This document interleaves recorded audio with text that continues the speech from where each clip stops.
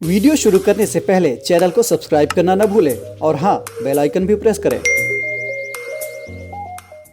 नमस्कार, मैं सुनील वर्मा ध्येय आईएएस टीम की ओर से आपका स्वागत करता हूं द टीवी पर। हम बात करेंगे डेली करंट अफेयर्स के अपने प्रोग्राम पर, जैसा कि हम प्रतिदिन करते आए हैं। इस वीडियो में हम बात करेंगे अफगानिस्तान के विषय में, समझने का प्रयास करेंगे कि अफगानिस्तान से अमेरिका ने जो अपने सैनिकों की वापसी का निर्णय लिया है, इसको क्यों गलत बताया जा रहा है, क्यों अमेरिका के लिए कहा जा रहा है कि उसने अफगानिस्तान के साथ ठीक नहीं किया, या फिर समझेंगे कि आखिर अफगानिस्तान से अमेरिकी सैनिकों की वापसी के बाद यहां के जो हालात हैं वो कितने बद से बदतर हो सकते हैं और इसी के कारण क्यों अमेरिका की आलोचना की जा रही। आइए इसको थोड़ा सा समझते हैं। सबसे पहले एक मैप का सहारा लेते हैं जो अफगानिस्तान का है। इसको देखिए, आपको पता चलेगा यह एक लैंड लॉक्ड एरिया है। अगर आप अफगानिस्तान के इतिहास को थोड़ा बहुत भी जानते हैं तो आपको पता होगा कि अफगानिस्तान पर जो नजर है वह हमेशा से शक्तियों की रही है। चाहे हम जो है कि ब्रिटिश एज की बात करें, अर्थात जब ब्रिटिश काल में जो है कि हर जगह कॉलोनी बसाने का प्रयास किया जा रहा था, उस समय पर भी अंग्रेजों ने अपना यहां नियंत्रण स्थापित करने का प्रयास किया। वहीं सोवियत संघ जब मजबूत हुआ तो उसने भी अपना डोमिनेंट नेचर यहां पर बनाए रखने का प्रयास किया। सोवियत संघ 1990 के दशक में जब टूट गया, यहां से बाहर जाने लगा, तो उसके बाद यहां पर जो तालिबानी लड़ाके हैं उनका जो है अस्तित्व उभरने लगा। और फिर 2001 के बाद अमेरिका ने इस पर अपनी पकड़ बनानी प्रारंभ की और वही अमेरिका अब अफगानिस्तान को बद से बदतर स्थिति में छोड़कर जा रहा है। तो आइए थोड़ा सा समझते हैं बैकग्राउंड के साथ। पश्तो भाषा में तालिबान का अर्थ होता है स्टूडेंट, ऐसे छात्र जो इस्लामिक कट्टरपंथ की विचारधारा में यकीन करते हैं और उसी विचारधारा के आधार पर अफगानिस्तान में शासन स्थापित करना चाहते हैं, ऐसे ही लोगों को तालिबानी कहा जाता है। तालिबान क्या है? एक तरह का यह मूवमेंट कहा गया था और यह एक तरह का राजनीतिक आंदोलन था, लेकिन इसमें जो धर्म का प्रभाव था वो भी काफी ज्यादा था। और इसी के कारण तालिबान का जो संगठन है उसमें ऐसे अधिकांश छात्र सम्मिलित हुए जो इस्लामिक शासन के आधार पर अफगानिस्तान की सत्ता को, अर्थात वहां की शासन व्यवस्था को आगे बढ़ाना चाहते थे। आपको पता है कि वहां पर जो मदरसों का प्रभाव है वह काफी ज्यादा था। और उसी में क्या हुआ, 1990 के दशक के प्रारंभ में दक्षिणी जो अफगानिस्तान का क्षेत्र है, यहां से जो है कि तालिबान ने अपनी पकड़ बनाना प्रारंभ किया।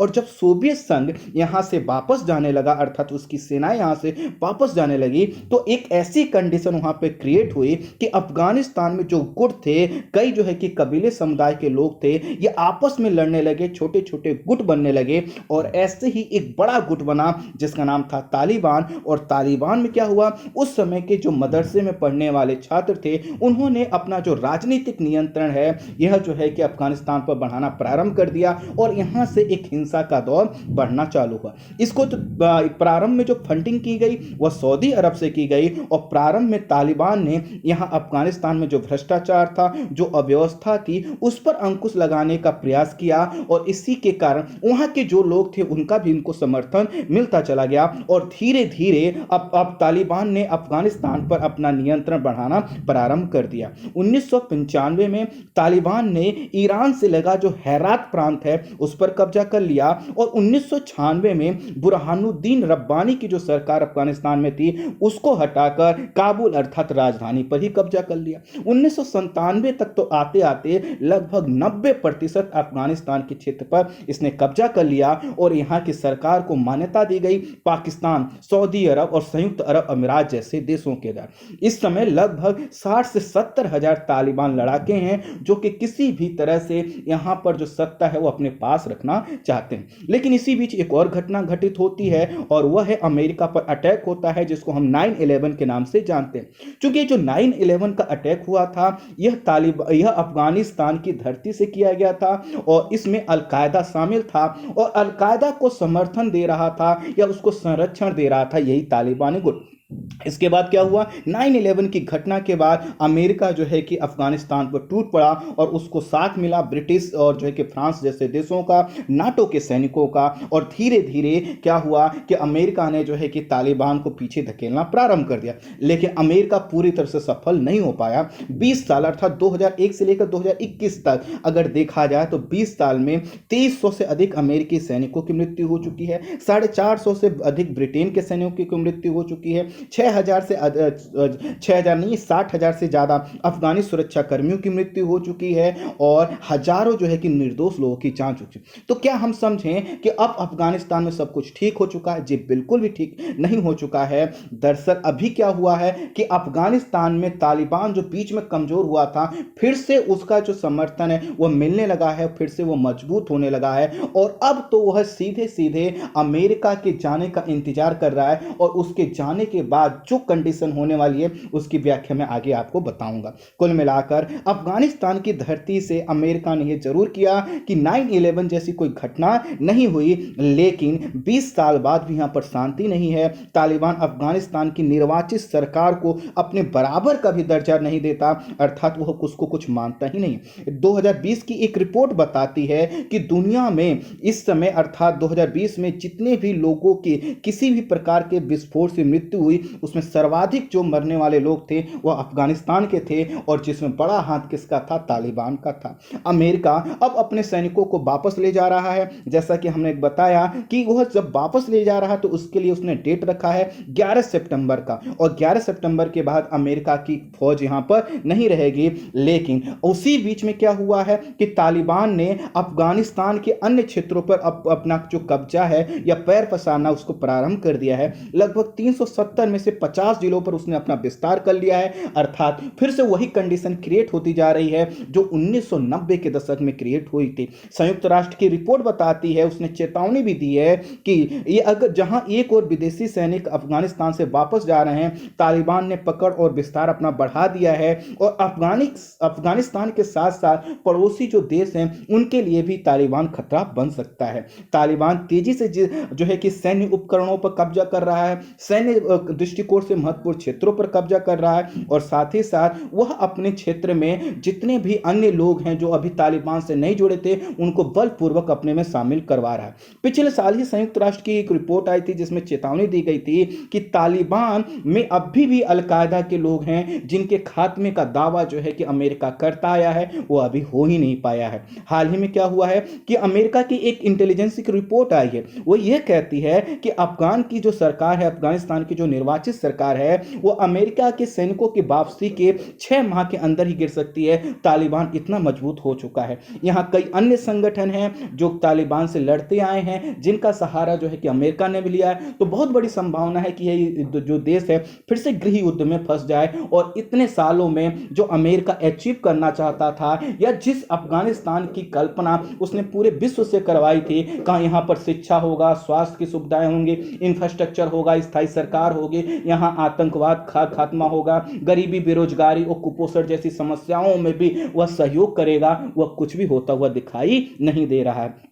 यहाँ पर जो मजबूत होता तालिबान है सिर्फ अफगानिस्तान के लिए चुनौती नहीं है, भारत की सुरक्षा को भी प्रभावित कर सकता है। कश्मीर में तैनात कमांडर लेफ्टिनेंट जनरल जो कि डीपी पांडे ने कहा है कि अमेरिकी सेना की वापसी के बाद कुछ आतंकवादी कश्मीर में आ सकते हैं, लेकिन हालांकि हमारी जो सेनाएं हैं वो तैयार हैं, इसका मुकाबला करेंगे। बावजूद इसके कहीं ना कहीं यह जो अमेरिका का निर्णय है यह चिंताजनक है। अफगानिस्तान के राष्ट्रपति अशरफ गनी अमेरिका के दौरे पर हैं और व्हाइट हाउस में दोनों राष्ट्रपतियों की मीटिंग हुई है, लेकिन बावजूद उसके इन सभी रिपोर्ट्स को खारिज करते हुए बाइडेन ने कहा है, अर्थात अमेरिका के राष्ट्रपति जो बाइडेन ने कहा है कि अफगान के लोगों को अपना भविष्य खुद ही तय करना होगा।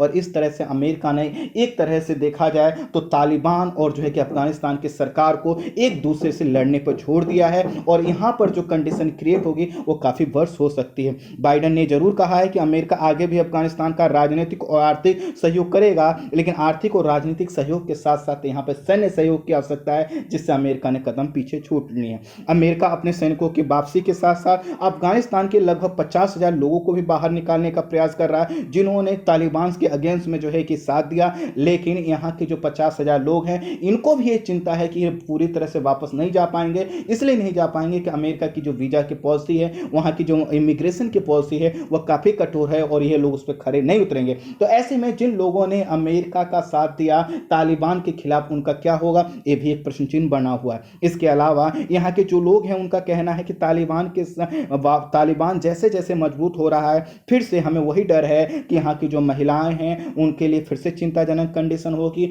बच्चे और बच्चियों का जो पढ़ाई का पूरा जो एक थोड़ा बहुत इंफ्रास्ट्रक्चर क्रिएट हुआ है उसको नष्ट कर दिया जाएगा, और आने वाले समय में यहाँ पर हर जगह कट्टरपंथी की जो कट्टरपंथ विचारधारा है वही देखने को मिलेगी। एक वर्ग का कहना है कि तालिबान अफगानिस्तान को पीछे धकेल देगा और जो है कि शिक्षा, स्वास्थ्य, आधारभूत संरचना का कार्य नहीं करेगा, और इससे क्या होगा, सामाजिक आर्थिक जो पिछड़ापन होगा कहीं ना कहीं यह जो अफगानिस्तान में भूखमरी की कंडीशन क्रिएट कर सकता है। आई होप समझ सकते हैं कि कितना चिंताजनक मुद्दा है, और इसी के कारण कई लोगों ने कहा है, इवन जो है कि अमेरिका के कई जो है कि मित्र देशों ने भी कहा है कि अमेरिका को इस तरह से अफगानिस्तान को नहीं छोड़ना चाहिए। इसीलिए समीक्षकों ने कहा है कि जो व्यवहार इस समय अमेरिका जो है अफगानिस्तान के साथ कर रहा है वह ठीक नहीं है। भले ही उसने 20 साल लगाए हों, लेकिन अफगानिस्तान अभी भी स्टेबल नहीं है, अभी भी सुरक्षित नहीं है, अभी भी सिक्योर नहीं है। और ना सिर्फ अफगानिस्तान के पॉइंट ऑफ व्यू से बल्कि यहाँ का पूरा जो सेंट्रल एशिया का क्षेत्र उसके पॉइंट ऑफ व्यू से अफगानिस्तान चुनौतीपूर्ण बना हुआ है।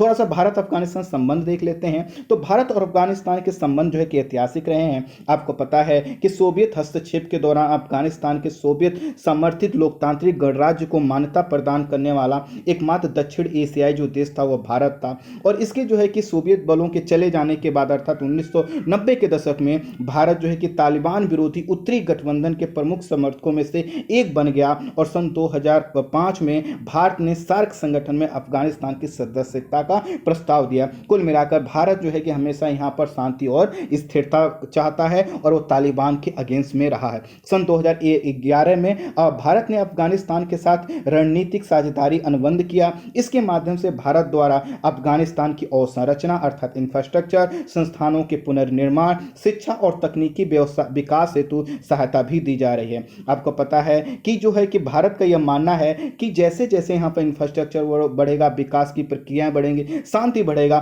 तो हमें एक ऐसा जो है कि पड़ोसी मिलेगा जहां के जिसके विषय में हमें चिंतित रहने की आवश्यकता नहीं है। भारत ने अफगानिस्तान तक आसान पहुंच सुनिश्चित करने हेतु चाबहार बंदरगाह के पुनर्निर्माण के में भी अपना योगदान दे रहा है, और अफगानिस्तान को जोड़ने के लिए यह चाबहार से होते हुए क्या किया जाएगा, चाबहार पोर्ट से ईरान के होते हुए सड़क और रेल लाइन बिछाई जाएगी, इससे इसकी कनेक्टिविटी बढ़ सकेगी। इसके अलावा भारत ने सामरिक रूप से महत्वपूर्ण जो जारंज डोलाराम राजमार्ग के विकास हेतु भी योगदान दिया है, और इसके अलावा कई तरह की इंफ्रास्ट्रक्चर का निर्माण वहां पर कर रहा है, चाहे वहां के संसद का निर्माण हो, वहां के जो है कि शिक्षा व्यवस्था हो, हॉस्पिटलिटी हो, सभी के क्षेत्रों में भारत अपना योगदान दे रहा है। भारत ने अफगानिस्तान की खुद खाद्य सुरक्षा सुनिश्चित करने हेतु लगातार प्रयास किया है, और कोविड-19 महामारी के दौर में भारत ने अफगानिस्तान को खास और स्वास्थ्य सहायता जो है कि देना बढ़ाई दिया है, और उसमें उसको चालू रखा है। इसके अलावा भारत ने अफगानिस्तान में शांति हेतु हमेशा अफगान के नेतृत्व वाली, अफगान के स्वामित्व वाली जो है कि अफगान नियंत्रित पॉलिसी का समर्थन किया है, अर्थात ऐसी सरकार यहाँ पे बने जो अफगानिस्तान जिसका नेतृत्व करे और अफगानिस्तान के लोग ही उसको डिसाइड करें, ऐसी नीति का समर्थन करता है। अगर हम भारत के पॉइंट ऑफ व्यू से अफगानिस्तान के महत्व को देखें तो यह महत्व हो सकते हैं भू राजनीतिक हो सकता है, भू रणनीतिक हो सकता है, भू आर्थिक हो सकता है। इसको हम इस रूप में देख सकते हैं। जैसे अगर हम देखें तो अफगानिस्तान के माध्यम से भारत जो है अपनी सॉफ्ट पावर को प्रदर्शित करता है। अफगानिस्तान में भारत की बॉलीवुड मूवी, धारावाहिक, क्रिकेट आदि को खूब पसंद किया जाता है। इसके अतिरिक्त अफगानिस्तान के जो लोग हैं वह जो है कि भारत की विविधता और धार्मिक सहिष्णुता से काफ़ी प्रभावित रहते हैं। अफगानिस्तान से कई लोग भारत में शिक्षा और स्वास्थ्य और रोजगार हेतु आते हैं और भारत उनका स्वागत करता है। भारत ने अफगानिस्तान की शिक्षा और विकास में योगदान करने के लिए कई तरह के वहाँ प्रयास किए हैं। भू रणनीतिक अगर महत्व देखें तो यदि भारत का जो है कि पाकिस्तान के साथ परंपरागत युद्ध होता है तो अफगानिस्तान की धरती से पाकिस्तान के पश्चिमी सीमा पर नया मोर्चा भारत के द्वारा खोला जा सकता है। अभी भारत और पाकिस्तान के बीच जो प्रॉक्सी वार है उसमें जो कश्मीर में चल रहा है उससे भारत को काफ़ी नुकसान होता है। विशेषज्ञों का इसीलिए कहना है कि जो प्रॉक्सी वार यदि पाकिस्तान की धरती बलूचिस्तान में होगा तो भारत की बढ़त की स्थिति में होगा और इसके लिए भारत का अफगानिस्तान पर प्रभुत्व होना अति आवश्यक है। अर्थात कहीं ना कहीं बलूचिस्तान के पॉइंट ऑफ व्यू से भारत के लिए अफगानिस्तान काफ़ी महत्वपूर्ण हो जाता है। इसके अलावा भारत का यह मानना है कि जब तक पश्चिमी यह एशिया का, सेंट्रल एशिया का ये जो क्षेत्र है, इसमें शांति स्थापित नहीं होगी तो अन्य जो क्षेत्र हैं वो भी इस जो है कि शांतिपूर्वक नहीं रह सकते। कई तरह की चीज़ों को सोचते हुए भारत का यह प्रयास है कि यहाँ पर शांति स्थापित रहे और यहाँ की जो विकास की प्रक्रिया आगे बढ़ती रहे, क्योंकि भारत की पॉलिसी का एक ही उद्देश्य है कि हर जगह शांति स्थापित हो। आई होप आप समझ पाए होंगे अफगानिस्तान का ये पूरा मुद्दा क्या है। इस वीडियो में इतना ही। Thank you so much.